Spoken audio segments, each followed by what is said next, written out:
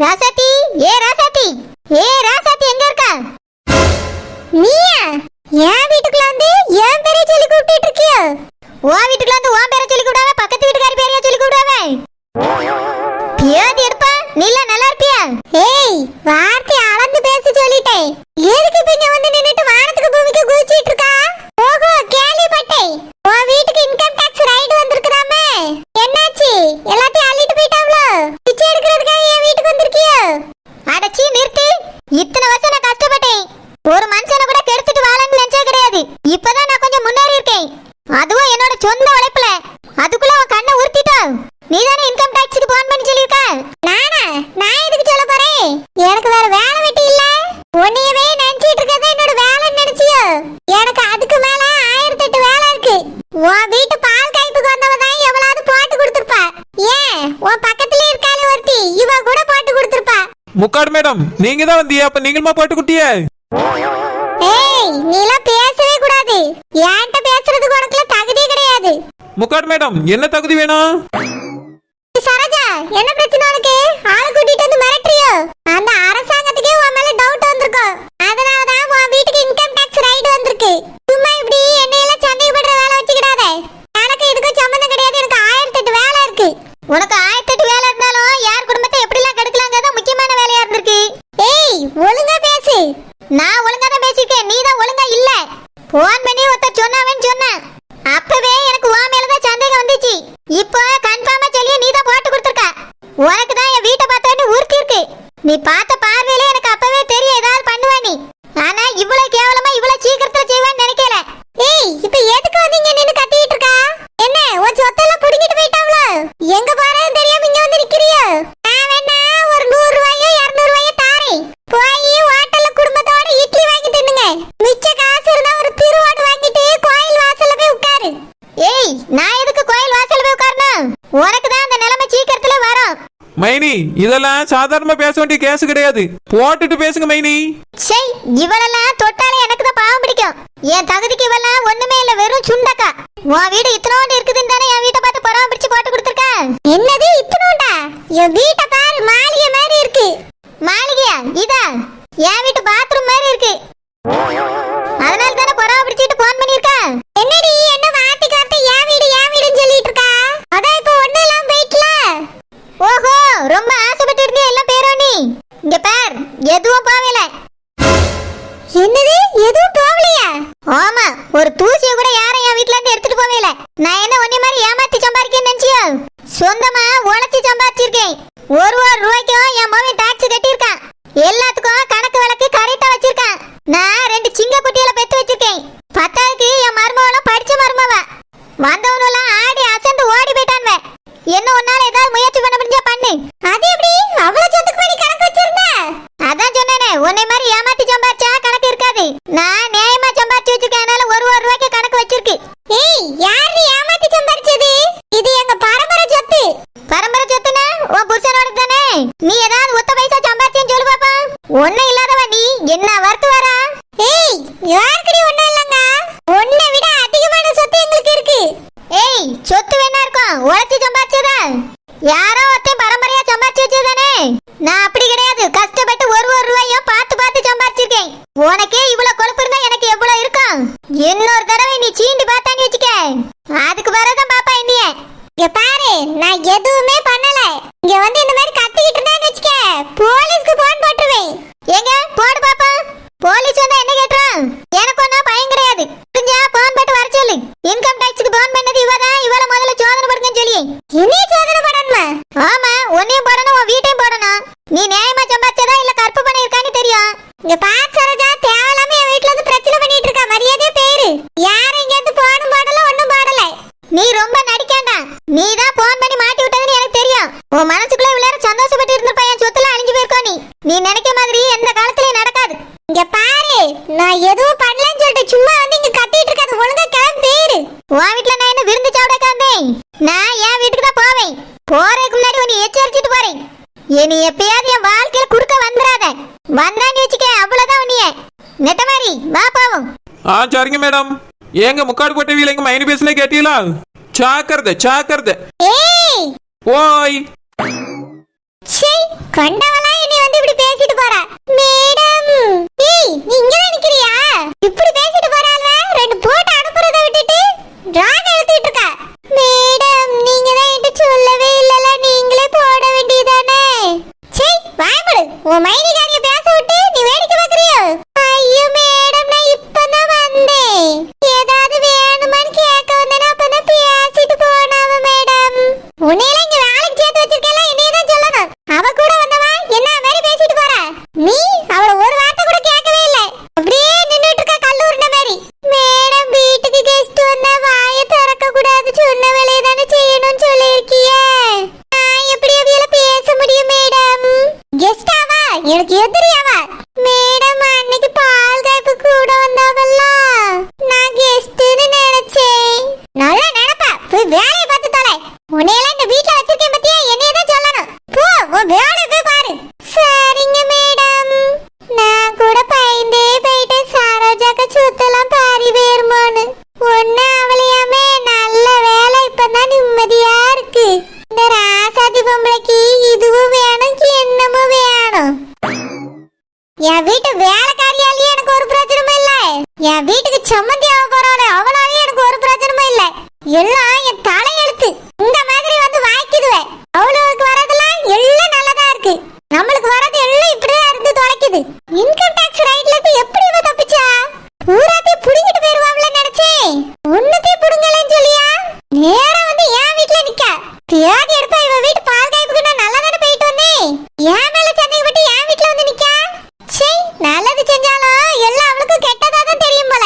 இனில இவ கூட்டாங்க எங்கேயுமே போக கூடாது. இவதான் இனி என்னோட முதல் எதிரி. இவளை இப்படியே விடக்கூடாதே, ரொம்ப ஆடிட்டே இருப்பாளே. ஏதாவது ஒண்ணு பண்றேன், இவ சொத்து எல்லாத்தையும் சீக்கிரமா அழிக்கேன். பட்டு, ஏ பட்டு, வாங்குங்க. இன்னைக்கு என்ன இவ்வளவு சீக்கிரமா வந்துட்டியே? வேலை முடிஞ்சிட்டா, அதான் சீக்கிரமா வந்துட்டேன். அப்படியே சேர்த்து போய் கை கால கழுவிட்டு வாங்க, காபி போட்டு எடுத்துட்டு வரேன். பட்டு, என்ன? மகே வந்துட்டானா? வரையில. மருமக வந்துட்டாளா? வரையில. நம்ம பேத்தி வந்துட்டாளா? வந்துட்டா. என்னது வந்துட்டாளா? ஆமா, சில்பா மாவு கூட போய் விளையாட போயிருக்கா. அப்படியா? அப்ப வீட்டுல யாரும் இல்லையா பட்டு? ஆமா இல்ல, அதுக்கு என்ன இப்போ? பட்டு, என் லட்டு. கையை எடுங்க. பிள்ளை இல்லாத வீட்ல கிழவன் துள்ளி விளையாடுனானே. அந்த கதையா தான் இருக்கு உங்க கதை. தள்ளு போங்க. பட்டு சொல்லு, நான் கிழவனா? இல்ல கோமாரி, இப்பதான் எலம்பு திரும்பி ஊஞ்சல ஆடிட்டு கிடக்கு. கையை எடுங்க, மார்மம் வந்துட போறேன். பட்டு அதான் யாரும் இல்லல்ல, நம்ம வேணா ரூம்க்கு போய் ரூமுக்கு போய் கதை பேசுவோமான்னு கேட்டேன். ரொம்ப அவசியம், இங்கேயே சொல்லுங்க எந்த கதையினாலும். பட்டு ஷோ என்ன? நீ உட்காரியா, நான் சொத்த நேரம் மடியில படுக்கேன். மடியிலே அதெல்லாம் ஒண்ணு வேண்டாம். சின்ன குழந்தைன்னு நினைப்பு உங்களுக்கு மனசுல. ஆனா நீ அப்படியே மடியில படுத்துக்கிடுவீங்க. பட்டு நான் உன் மடியில படுக்காம யார் படுப்பா? இந்த ஆசை வேற இருக்கா? பேத்தி படுப்பா. பட்டு என்ன? கொஞ்சம் உட்காரான்னு சொல்லி. வேண்டாம் வேண்டாம், இப்படியே சொல்லுங்க. பட்டு தலலாம் சுத்துதுமா. எதுக்கு?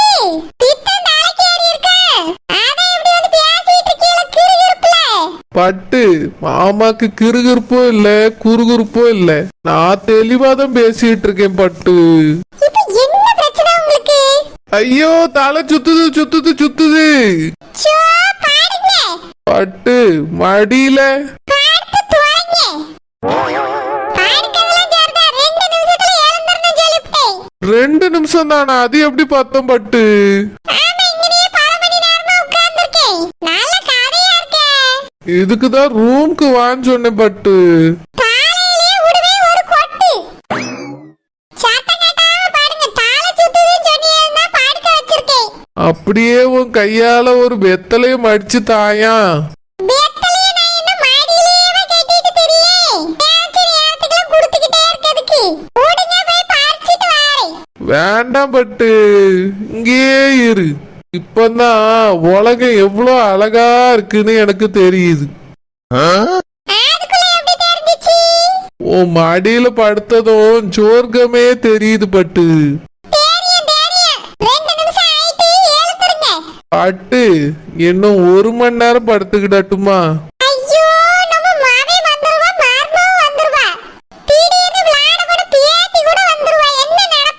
பட்டு அப்போ ரூம்ல போய் படுப்போமா?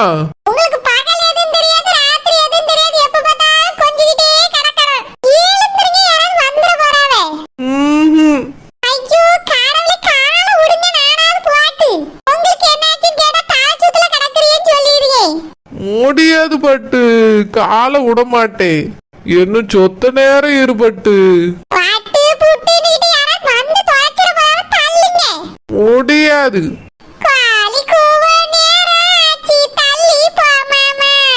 அதுக்குள்ள வாயிட்டு உன் மடியில படுத்தா எவ்வளவு நேரம் போகுதுன்னே தெரியல பட்டு.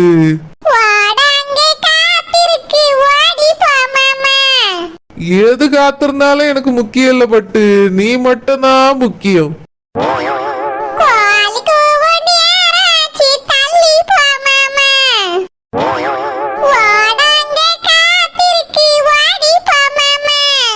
அட கடவுளே, இது என்ன கொடுமை! நடு வீட்டுக்குள்ள மடியில போட்டுக்கிட்டு பட்டு கிடக்கு. இந்த கிளர்ச்சி ரெண்டுக்கும் ரொமான்ஸ் ரொம்ப தான் முத்தி போச்சு.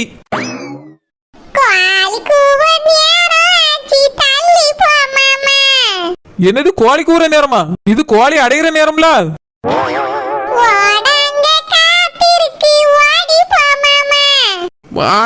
மாட்டேன் போமாண்டே, இங்கதான் இருப்பேன் பட்டு. சீச்சி, இதுக்கு மேல காத்திருக்க கூட்டுறணும். எத்தே எத்தே, மாமாக்கு என்னாச்சு?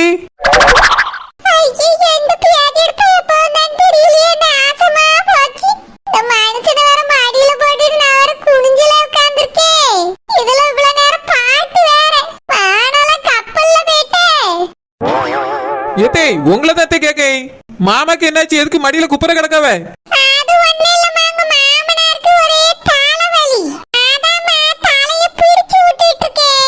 பார்த்தா பிடிச்சு விடுற மாதிரி இல்லையா, நடிச்சு விடுற மாதிரில இருக்கு.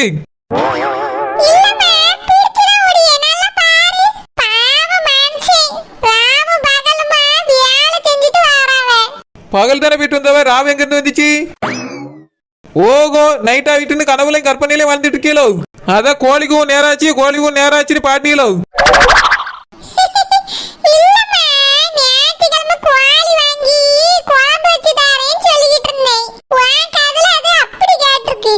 இல்லத்தே, மாமான்னு கேட்டுச்சு, அதனாலதான் கேட்டேன்.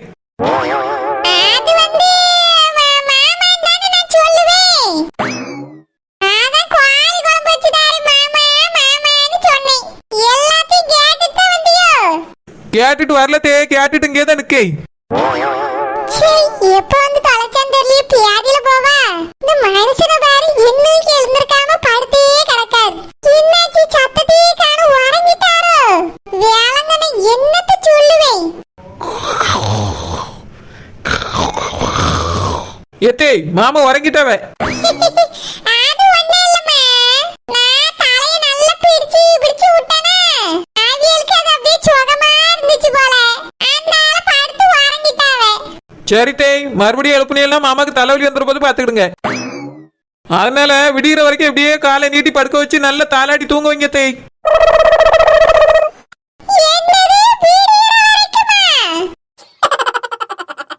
எத்தே, அங்க அவ்வளவு பெரிய பிரச்சனை நடந்துகிட்டு இருக்கு. எங்க அண்ணன் வீட்டுக்கு ரைடு வந்துட்டாவ. நான் வேற இந்த வீட்டுக்குள்ள மாட்டிக்கிட்டேன். நீங்க எதுவுமே நடக்காத மாதிரி இங்க உட்காந்துட்டு தாளாட்டி இருக்கீங்க போல்க.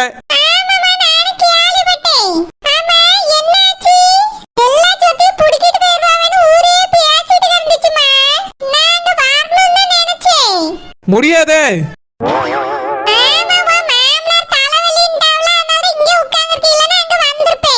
ஓஹோ, அப்படியே தேய், வர முடியாம தான் இங்க இருந்து கும்மி அடிச்சிட்டு இருக்கிய.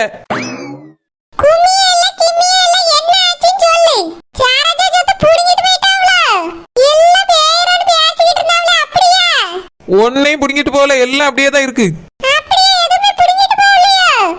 அப்ப ஆசைப்பட்டீங்களோ?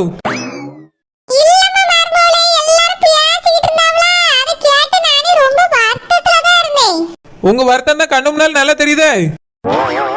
சரி தேய், சரி, நல்லா வருத்தப்படுங்க.